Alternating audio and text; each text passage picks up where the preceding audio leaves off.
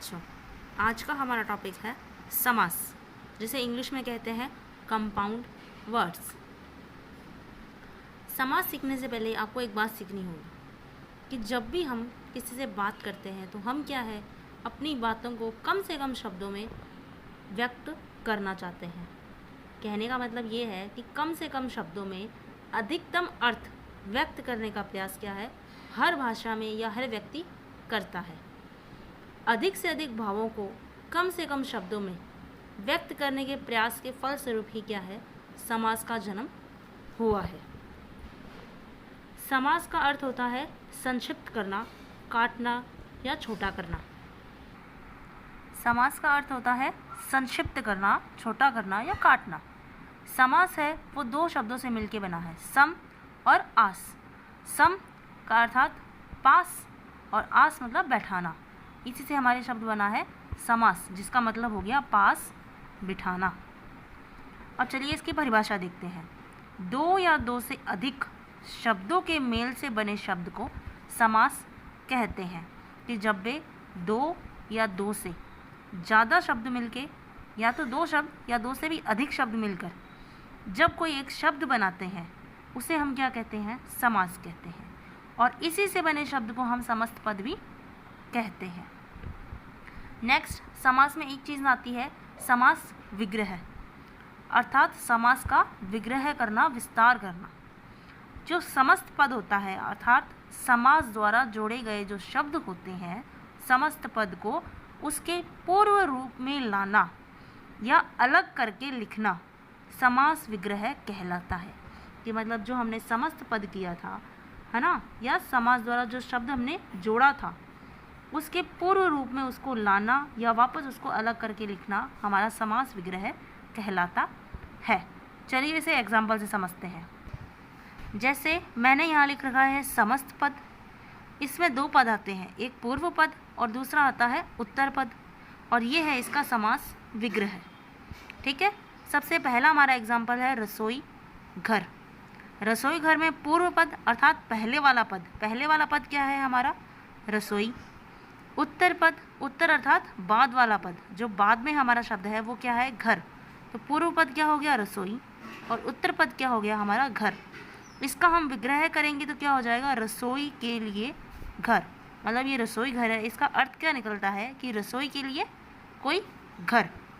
ऐसे ही एग्जाम्पल है सेकंड, नव रतन।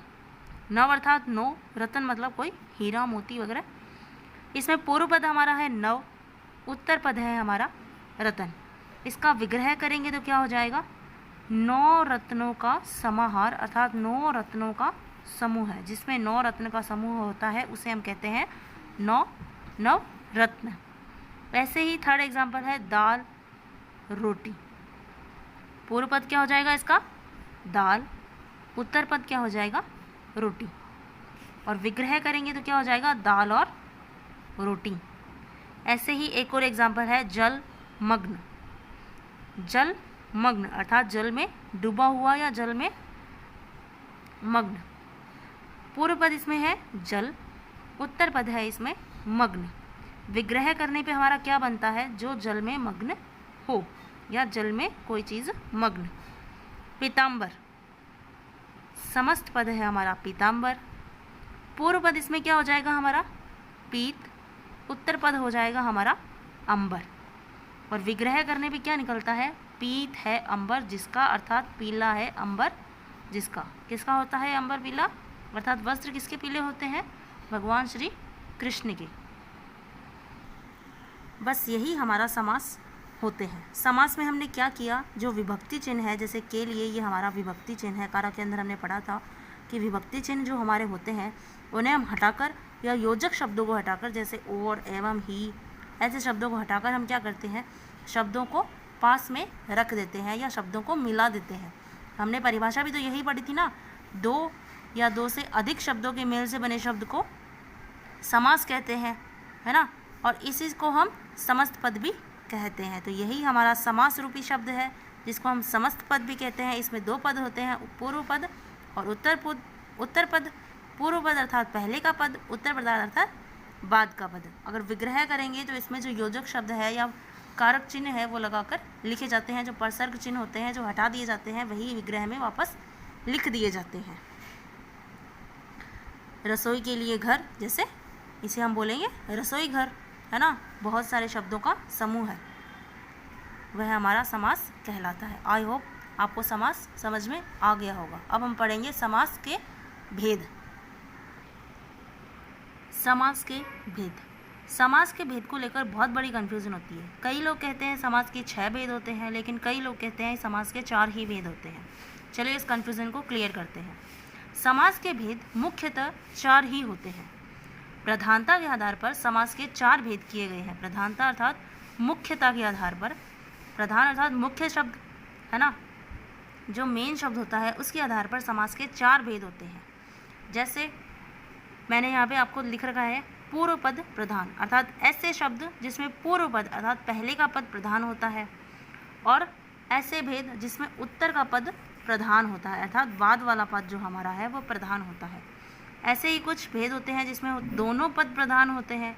ऐसे ही कोई होता है जिसमें कोई भी पद प्रधान नहीं होता, मतलब जो शब्द हमें दिए गए हैं ना तो पूर्व पद उसमें प्रधान होता है ना उत्तर पद प्रधान होता है, कोई अन्य ही पद जिसमें प्रधान होता है, अर्थात किसी अन्य पद की प्रधानता इसमें बताई जाती है।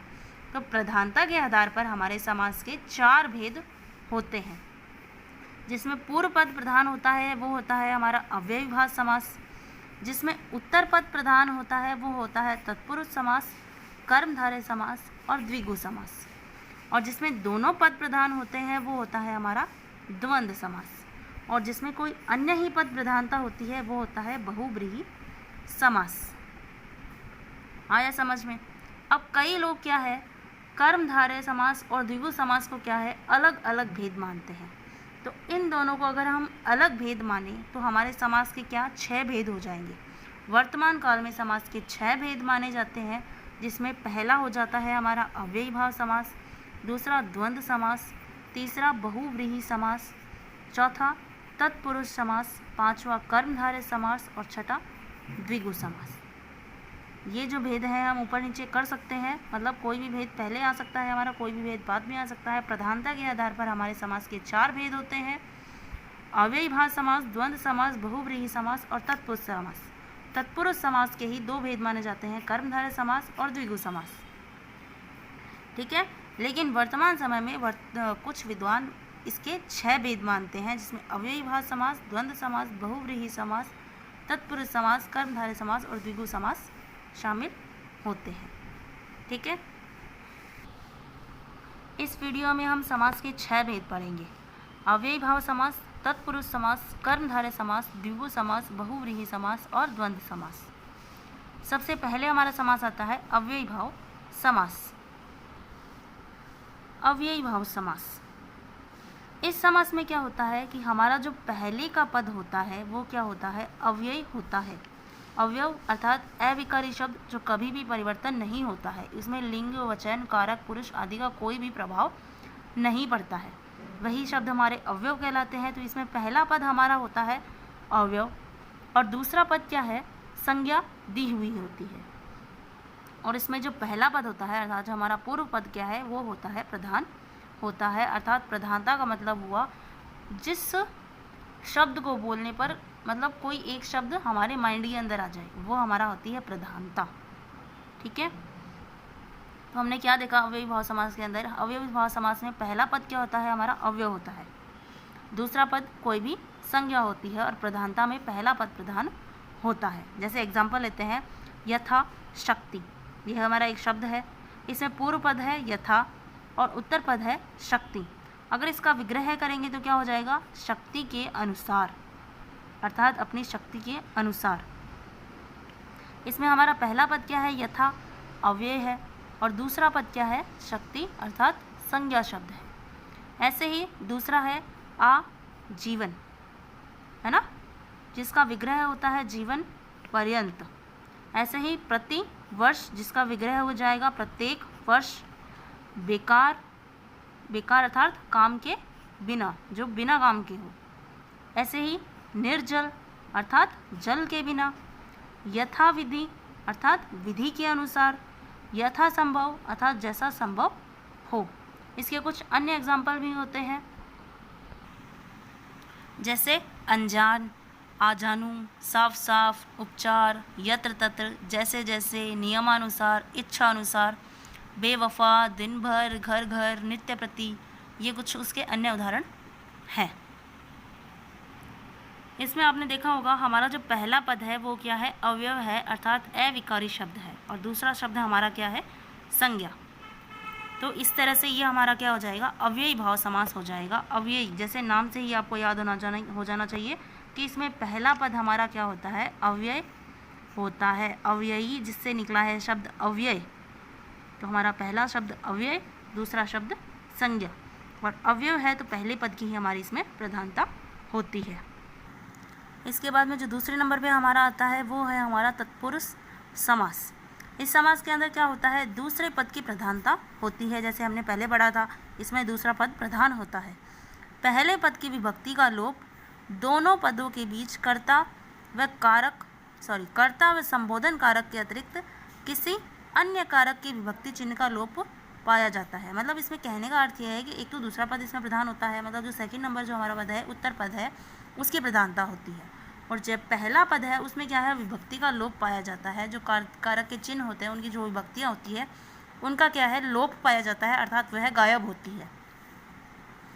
और दोनों पदों के बीच में कर्ता और संबोधन कारक के अतिरिक्त, मतलब इन दोनों कारक को छोड़कर जो अन्य कारक होते हैं, किसी अन्य कारक की जो विभक्ति चिन्ह है उनका लोप पाया जाता है, अर्थात वह नहीं होती है। जब भी हम इसका समस्त पद बनाते हैं तो इनमें जो विभक्ति चिन्ह है उनका लोप पाया जाता है।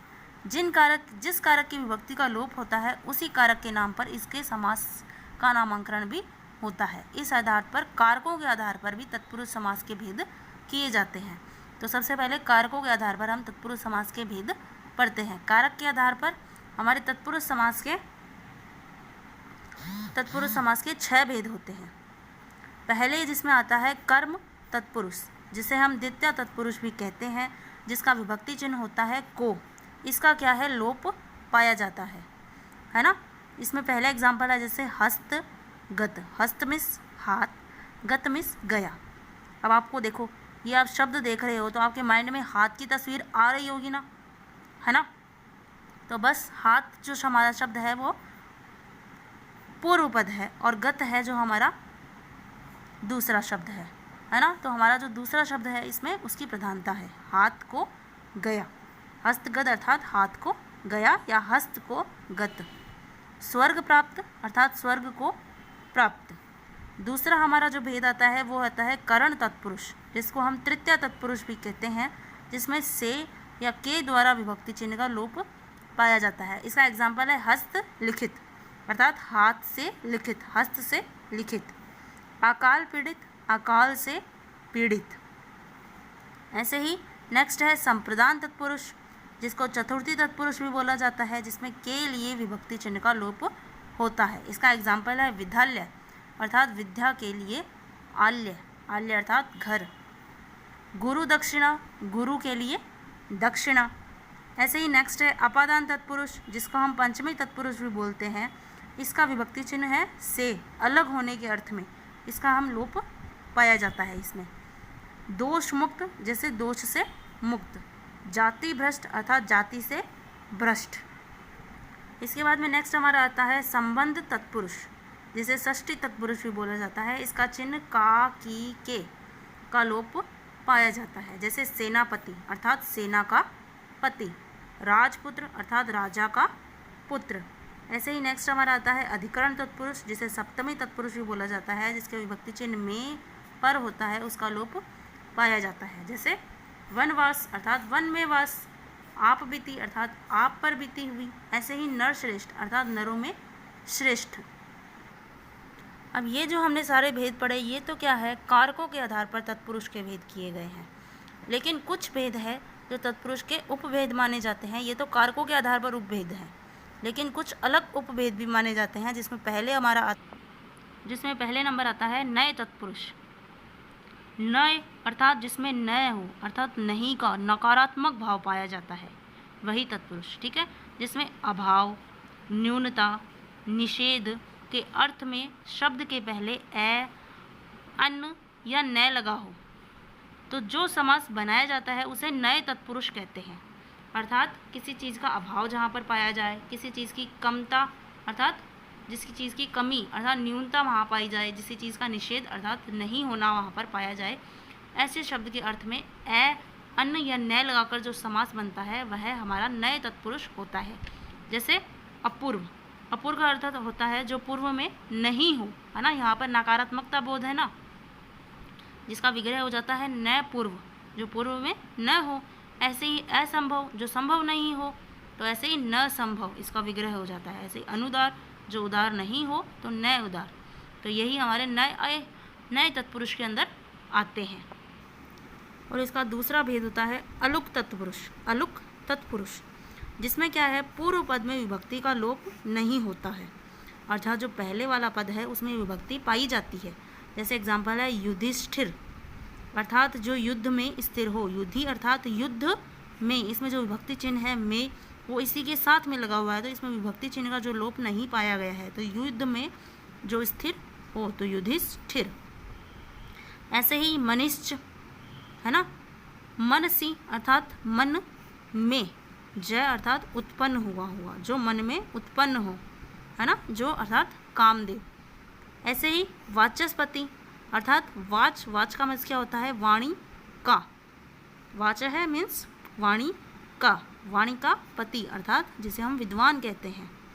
ऐसे ही है मृत्युंजय, है ना, जो मृत्युम अर्थात मृत्यु को, जय जीतने वाला, मृत्यु को जीतने वाला, जिसे हम अजय कहते हैं ना, जिसने मृत्यु को भी जीत लिया हो, मृत्यु में मृत्युंजय, है ना। तो यही हमारे अलुक तत्पुरुष है जिसमें पूर्व पद की विभक्ति का लोप नहीं पाया जाता है। इसके बाद में जो नेक्स्ट हमारा समास आता है वो है द्विगु समास। इस समास में क्या होता है, दूसरा पद प्रधान होता है, अर्थात द्वितीय पद की प्रधानता पाई जाती है, और पहला पद क्या होता है, संख्यावाची होता है। जैसे हम बोलते हैं ना द्वि, त्रु, है ना, ऐसे ही ये संख्यावाची शब्द के बोध करवाते हैं। और इसमें समूह या समाहार का बोध होता है कि जब भी इसमें विग्रह करते हैं तो किसी चीज़ों का समूह है, ग्रुप या समाहार पाया जाता है। जैसे एग्जाम्पल है त्रिलोक, जैसे शब्द है हमारा त्रि, जो गिनती के अंदर आता है, संख्यावाची शब्द है त्रिलोक, जिसका मीन्स होता है तीनों लोकों का समूह है, जहाँ पर तीनों लोकों का समूह होता है ना। जैसे हम त्रिलोक बोलते हैं तो लोक शब्द हमारे सीधी माइंड के अंदर आ जाता है, तो इसमें दूसरे पद की प्रधानता होती है और पहला शब्द क्या होता है, संख्यावाची होता है ना। तीनों लोकों का समूह है जिसका मीन्स होता है, विग्रह करते समय इसमें समूह या समाहार शब्द जोड़ा जाता है। यहाँ पर हम समाहार भी लिख सकते हैं और समूह भी लिख सकते हैं, तीनों लोकों का समाहार या तीनों लोकों का समूह है। नेक्स्ट आता है सप्तऋषि, अर्थात 7 ऋषियों का समूह है। नेक्स्ट है अष्टसिद्धि, 8 सिद्धियों का समूह है। चतुर्युग अर्थात 4 युगों का समूह है। 4 पाई अर्थात 4 पैरों का समूह है या समाहार। तिरंगा 3 रंगों का समूह है। पंचवटी 5 वटों का समूह है। इसके कुछ अन्य उदाहरण हैं जैसे दोपहर, त्रिवेणी, नवनिधि, चौराहा, अष्टाध्यायी, सप्ताह, नवग्रह आदि इसके कुछ अन्य एग्जाम्पल हैं।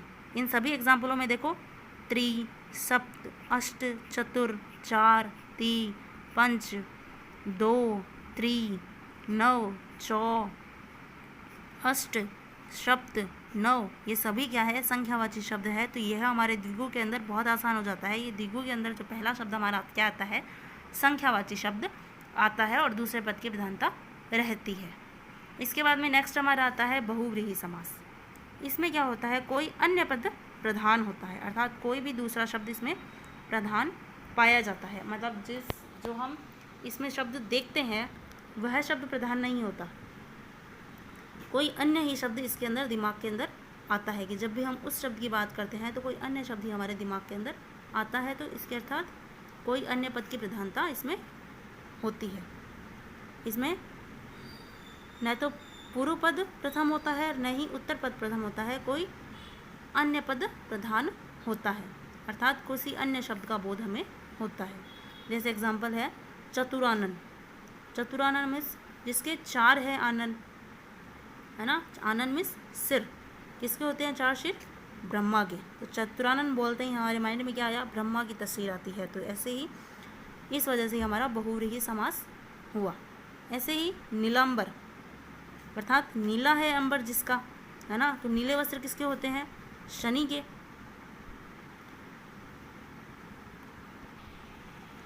अच्छा, तो आप यहाँ पर एक शब्द पूछेंगे चतुरानन कि इसमें चतु है तो ये द्विगु समास के अंदर क्यों नहीं आया? क्योंकि इसमें क्या है? चतु अर्थात संख्यावाची शब्द है, तो इसे हम द्विगु समास भी तो कर सकते हैं। हाँ, हम इसे द्विगु समास भी कर सकते हैं, लेकिन कब? जब हमारे ऑप्शन के अंदर बहुव्रीहि समास नहीं दिया हुआ हो। हमें जब हमसे बहुव्रीहि समास के बारे में नहीं पूछा जाता है, द्विगु समास हमारे ऑप्शन के अंदर दिया जाता है, तो हम इसके अंदर द्विगु समास भी कर सकते हैं। लेकिन चतुरानन क्या है? 4 आनन, है ना, जिसके 4 सर हो। चतुरानन बोलते ही कुछ अन्य ही हमारे दिमाग के अंदर आता है। अगर बहुव्रीहि हमारे ऑप्शन में होता है ना, तो इसका हम बहुव्रीहि समास ही करते हैं। अगर इस ऑप्शन में नहीं होता है तो इसके अंदर द्विगु समास भी होता है। इन समास में क्या होता है कि किसी एक समास का एग्जाम्पल दूसरे समास के अंदर भी आता है। ये हमारे डिपेंड करता है हम किस तरह से उसका विग्रह करते हैं और किस तरह से हमारे ऑप्शन के अंदर उसके समास के नाम दिए हुए हैं। तो उस आधार पर हमारे समास बनाया जाता है या हम समास का भेद जान सकते हैं। चलिए बहुव्रीहि समास के कुछ अन्य उदाहरण देखते हैं। जैसे वीणा पानी, है ना। पानी का मीन्स होता है हाथ में। वीणा है पानी में जिसके, अर्थात वीणा है जिसके हाथ में, अर्थात वह होती है सरस्वती। नीलकंठ अर्थात नीला है कंठ जिसका, अर्थात हमारे भगवान शिव। ऐसे ही धनुष पाणी, जिसके हाथ में धनुष हो या धनुष है पानी में जिसके, अर्थात भगवान राम।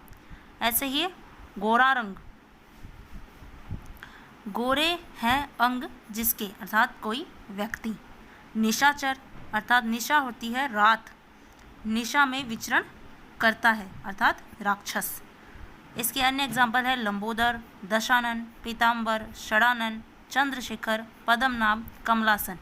लंबोदर अर्थात लंबा है उदर जिसका, अर्थात भगवान गणेश। दशानन जिसके 10 हैं आनन, अर्थात भगवान रावण। पीताम्बर जिसका पीला है अंबर, अर्थात भगवान श्री कृष्ण। ऐसे ही षडानन जिसके 6 हो आनन, जिसके 6 मुख होते हैं, वो होता है कार्तिकेय। ऐसे ही चंद्रशेखर जिसके चंद्रमा है शिखर पर, चंद्रमा है शिखर पर जिसके, अर्थात भगवान शिव। पद्मनाभ अर्थात कमल है जिसके नाभि में, भगवान विष्णु।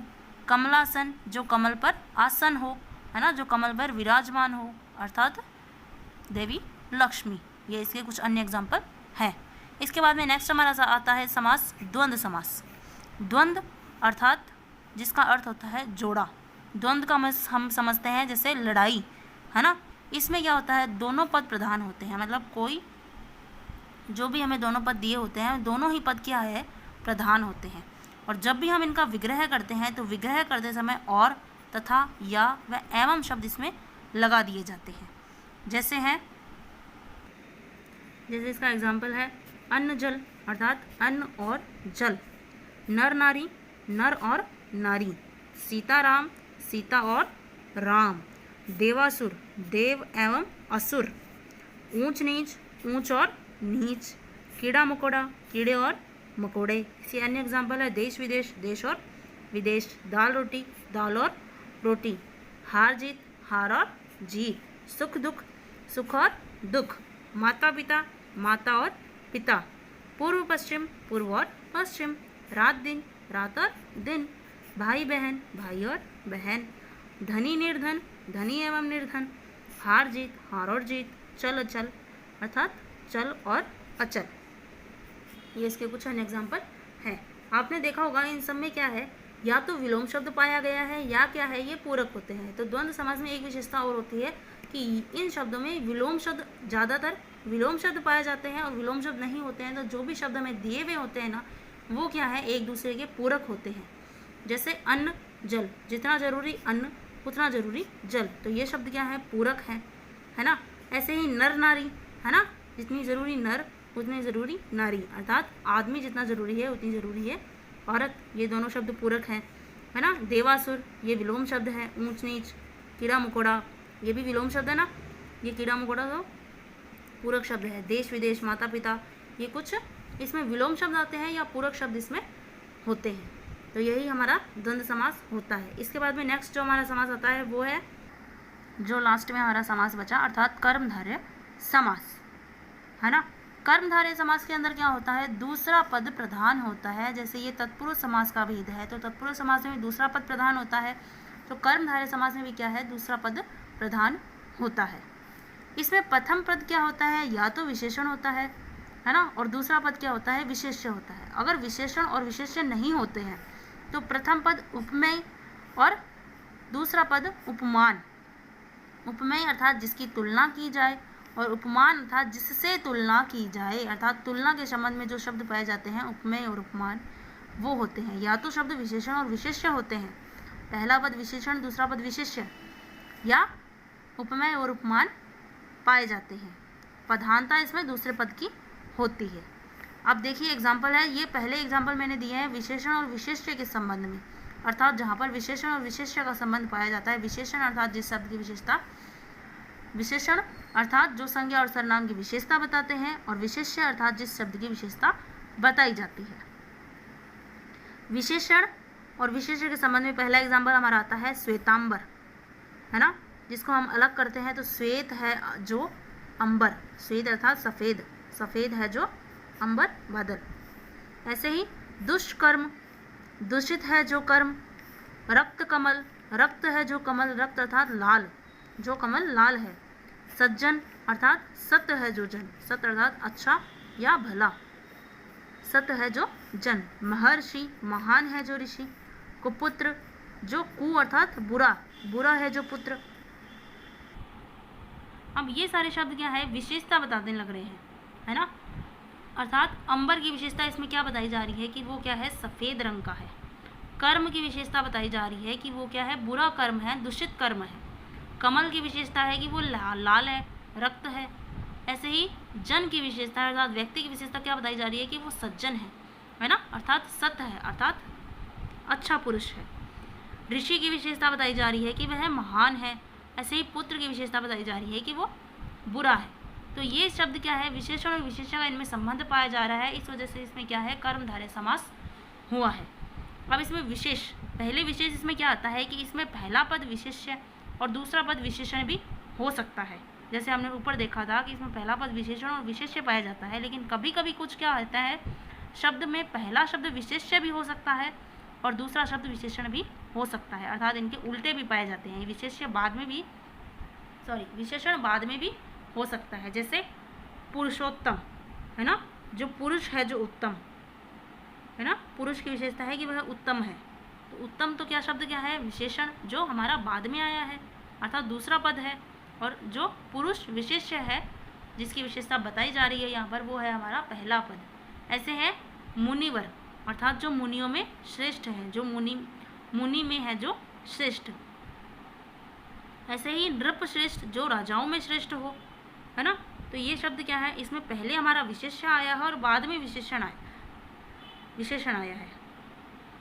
ऐसे ही नेक्स्ट इसमें जो विशेष हमें देखने के लिए मिलता है, जो ध्यान देने की बात होती है, जिस समझ में मतलब इसमें कुछ पद ऐसे आते हैं कि समस्त पद में दोनों ही पद विशेषण भी कभी कभी आ जाते हैं। कुछ ऐसे शब्द भी इसके अंदर आ जाते हैं जहाँ पर दोनों ही शब्द विशेषण ही हो, अर्थात किसी चीज़ की विशेषता ही बताते हों। जैसे नीलपीत, शीतोष्ण, श्याम सुंदर। शीतोष्ण मतलब शीत और उष्ण, है ना, सर्दी गर्मी। श्याम सुंदर, श्याम अर्थात सांवला, सुंदर मतलब सुंदर, है ना। तो ये शब्द क्या है, इनमें दोनों शब्द क्या है, विशेषण ही है। अब कुछ आगे हमारे आते हैं जिसमें उपमेय और उपमान का संबंध बताया जाता है। जैसे मैंने बताया था ना, अगर विशेषण और विशेष्य नहीं हो तो वहाँ पर तुलना भी की जाती है। उपमेय अर्थात जिसकी तुलना की जाए, और उपमान जिससे हम कंपेयर करें, है ना। जब भी दो चीज़ों की कंपैरिजन होती है तो उसमें क्या होती है, एक तो चीज़ वो होती है जिसकी तुलना की जाती है, जिसे कहते हैं उपमेय। जिसकी तुलना की जाती है वो होता है उपमेय, और जिससे हम तुलना करते हैं वो होता है उपमान। जैसे एक एग्जांपल लेते हैं कि राधा श्याम से सुंदर है ना। तो इसमें तुलना किसकी की गई है, राधा की, और किससे की गई है, श्याम से की गई है ना। तो वो क्या है, राधा हमारी हो गई उपमेय और कृष्ण हमारी हो गई अर्थात श्याम हमारे हो गए उपमान। उपमेय और उपमान समझ में आ गया होगा। चलिए इसके कुछ एग्जाम्पल देखते हैं। एग्जाम्पल में पहला हमारा आता है पुरुष रत्न, है ना। इसका विग्रह हो जाएगा पुरुष है जो रत्न। ऐसे ही मेघ श्याम, मेघ तुल्य है जो श्याम। कमल कोमल, कमल के समान कोमल। मन मंदिर, मन रूपी मंदिर। भव सागर, भव रूपी सागर। लोह वक्ष अर्थात लोहे जैसा है जो वक्ष, वक्ष अर्थात होती है छाती, जिसकी छाती लोहे जैसी हो उसे कहते हैं लोह वक्ष। इन सब में क्या है, पहला शब्द हमारा उपमेय है और दूसरा शब्द हमारा उपमान है ना। पुरुष रत्न, पुरुष की तुलना किससे की गई है, रत्नों से की गई है ना। पुरुष की तुलना अर्थात ये उपमेय, और दूसरे जिससे तुलना की जा रही है रत्नों से इसकी तुलना की जा रही है तो ये उपमान। ऐसे ही मेघ श्याम, मेघ की अर्थात बादल की तुलना किससे की गई है, शाम से, क्योंकि शाम भी काले होते हैं और बादल भी काले होते हैं, तो मेघ की तुलना किससे की गई है, शाम से। ये उपमेय और ये हमारा उपमान। ऐसे ही कमल कोमल, कमल, कमल जो हमारा पुष्प होता है वो कोमल अर्थात जो बहुत ही कोमल हो, अर्थात बहुत ही सॉफ्ट होता है ना, जो कमल के समान कोमल हो। कमल जो फूल होता है उसके समान बहुत ज़्यादा सॉफ्ट होता है। मन मंदिर, मन रूपी मंदिर, है ना। मन की तुलना किससे की गई है, मंदिर से, मन रूपी मंदिर। भव सागर, भव रूपी सागर। लोह वक्ष, लोहे के जैसी छाती या लोहे जैसा है जो वक्ष। अब इसी के साथ में हमारा क्या होता है, ये समास का वीडियो खत्म होता है। आई होप इसके बाद में आपको समास बहुत अच्छे से समझ में आ गए होंगे। धन्यवाद।